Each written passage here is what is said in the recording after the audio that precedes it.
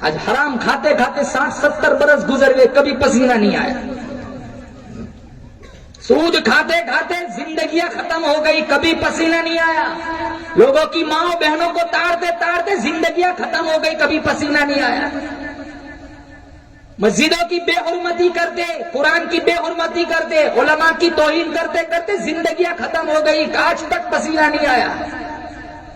جن لوگوں کو پسینے آتے تھے ان کی زندگیاں کچھ اور تھی۔ سفیان ثوری رحمت اللہ علیہ کا آخری وقت ہے، کتنے بڑے اللہ والے تھے، ماتھا زمین پر رگڑ رہے۔ کسی نے کہا سفیان تو بڑا اللہ والا ہے، بڑے بڑے کتب ابدالوں میں تیرا شمار ہوتا ہے، تجھے کیا فکر؟ کہا نہیں، وہ بڑا بے نیاز ہے، فعال لما یرید ہے، اگر پکڑنے پہ آئے تو 100 سال کے سجدے بھی منہ پہ مار دے، اگر قبول کرنے پہ آئے وہ بنی اسرائیل کی فاحشہ تھی، کتے کو پانی پلایا، 10 قدم دور نہیں گئی تھی، اللہ نے فرمایا تو ہے تو بڑی سیاکار، تو ہے تو بڑی بدکار، لیکن تو نے میری ایک گنگی مخلوق کی پیاس بجھائی، جا جنت واجب۔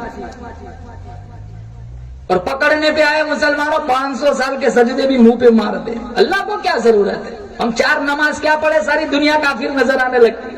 100 روپیہ مسجد میں چندہ دیتے، سینہ چوڑا کر کے چلتے جیسے جنت کے ٹھیکیدار ہو۔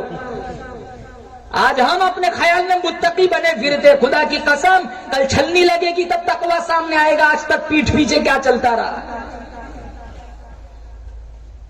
یہاں دل کا تقویٰ دیکھا جاتا ہے، دل کی نیتیں دیکھی جاتی ہے۔ آج ہم پیسہ خرچ کرتے ہیں، ہماری نیتیں صحیح نہیں۔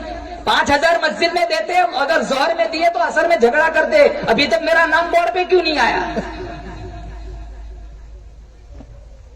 ایسے پیسوں کی اللہ کو کیا ضرورت؟ مدینہ منورہ میں بادشاہ تھا، اس نے مسجد بنائی اور اس کا ایک ذہن تھا کہ اس مسجد میں صرف میرا حصہ لگنا چاہیے اور کسی کا نہیں۔ اتنی عالی شان مسجد بنائی، چاروں طرف اس مسجد کا چرچا ہوا اور اس مسجد پر اس نے اپنا نام لکھوایا۔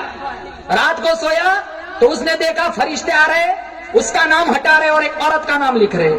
صبح بگل بجائے فوجیوں کو اکٹھا کیا، جاؤ مسجد کے پاس دیکھو کس کا نام لکھا ہوا ہے۔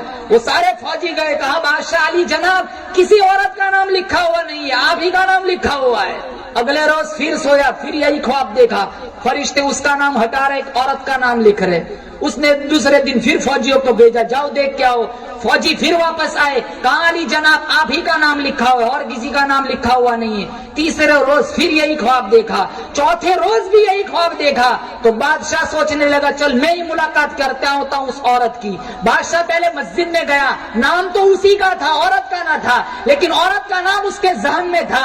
اس نے ڈھونڈا، ایک جھونپڑی میں بہت بری عورت تھی جس کا اشارہ اس کو خواب میں کیا گیا تھا۔ وہ بڑھیا کے پاس گیا اور بڑھیا سے جا کر کے پوچھا تو جانتی ہے یہاں علاقے میں ایک مسجد بنی ہے؟ کہا ہاں جانتی ہوں، بہت عالیشان مسجد بنی ہے۔ کہا سچ بولنا جھوٹ نہ بولنا، اس مسجد میں تیرا حصہ کیا لیا ہے، تیرا حصہ کیا لگا ہے؟ وہ عورت کہنے لگی غریب ہوں، ڈھنگ کی جھونپڑی بھی میرے پاس نہیں ہے، میں کہاں حصہ لگاؤں گی؟ ہاں ایک بات ہے۔ کہا کیا؟